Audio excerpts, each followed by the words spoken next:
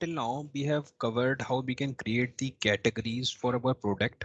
For example, if I compare what our learnings from Flipkart, so we have learned how we can create those categories, right? Now let's deep dive into it and introduce the new topic for the today's session, which is the attributes and fields.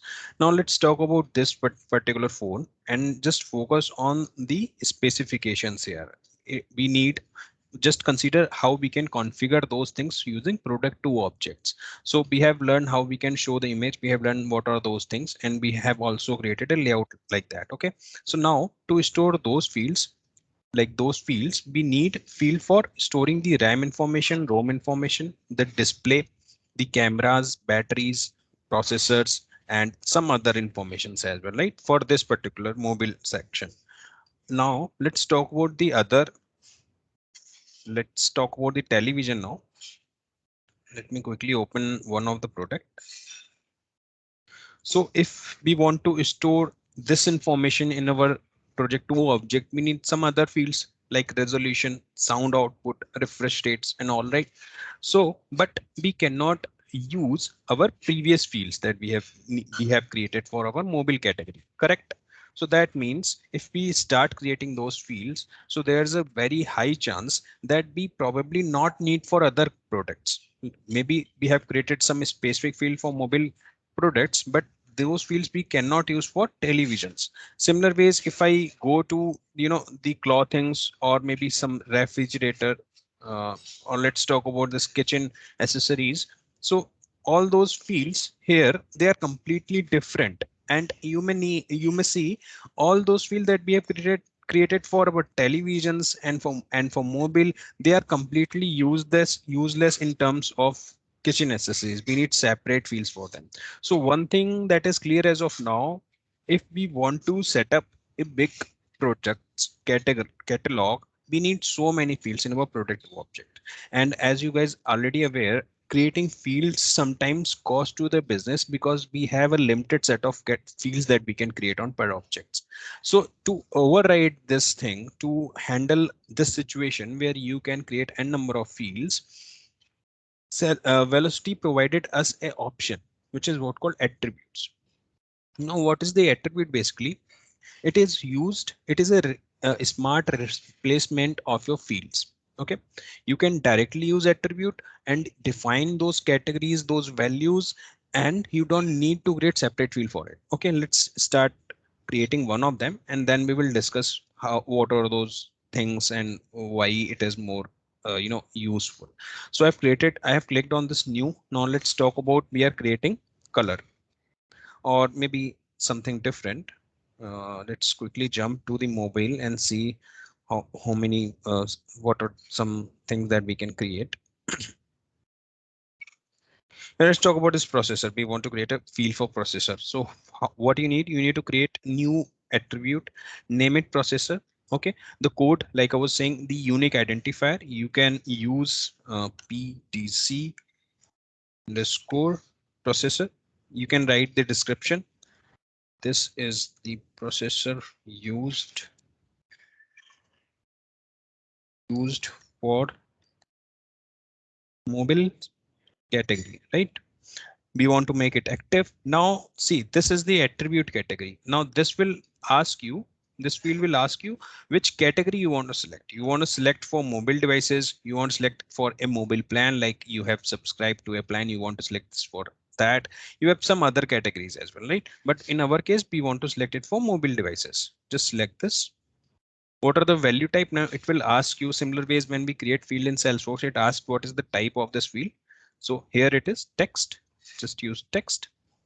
Value, any default value you want to give. If it is a pick list, in the next field, if it is a pick list, then what are the values you want to configure? We will discuss pick list in some time, but as of now, just consider this. Display sequence, you want to place it. This is the display sequence here actually. You want to place it on the top, second, third, fourth, like that. We want to, for example, display it first. Okay, searchable, filterable. That means if you check this checkbox, now you will see a category is created. Let me show you. Yeah, this category here, like the RAM, the brands, and the customer reviews, you were able to search your uh, product with the help of this category processor. It will simply create a thing here for processor as well. Okay. Encrypted, that means when you click on it, for example, I click on it, the URL is something in this form. By just seeing the URL, you will not able to understand what exactly filters and all we have used. Similar ways, this is for the encryption. If you add the encryption, the URL and everything get encrypted. Okay, and this is for the caching. Now let's save it.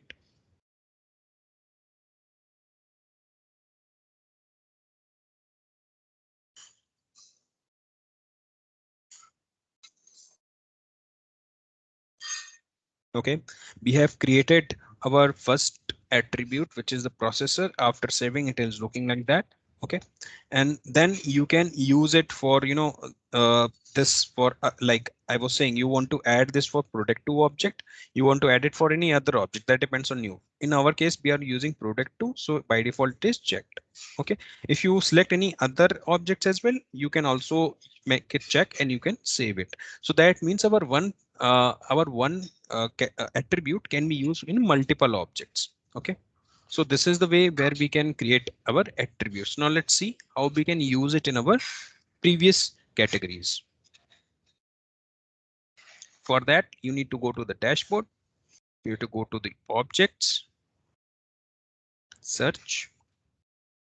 We have created, you need to go to the product to attributes and fields. And here you will see the processor that we have created, PRD processor. Now you can go to the object type. Like in our previous examples, we have used this mobile. Just click on it. Go to the attributes and fields again. Click on the assignments. And here you will see our processor as well. Okay.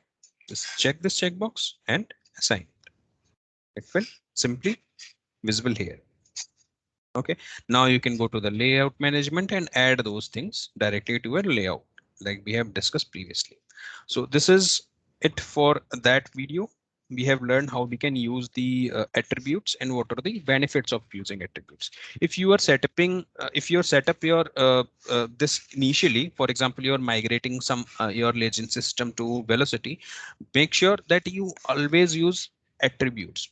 Don't use the product to fields. Why? Because product to fields, as you already know, if you create fields, you need to take care about the migrations as well, right? Those things makes more complicated things. So just avoid those processes. Just use the by default things that Velocity is offering. This, if you create attributes, you don't need to take care about the deployment and all, and the field level security and all those things that we usually take care when we deploy a particular custom field. So that is not required here. Okay. All right. Thanks.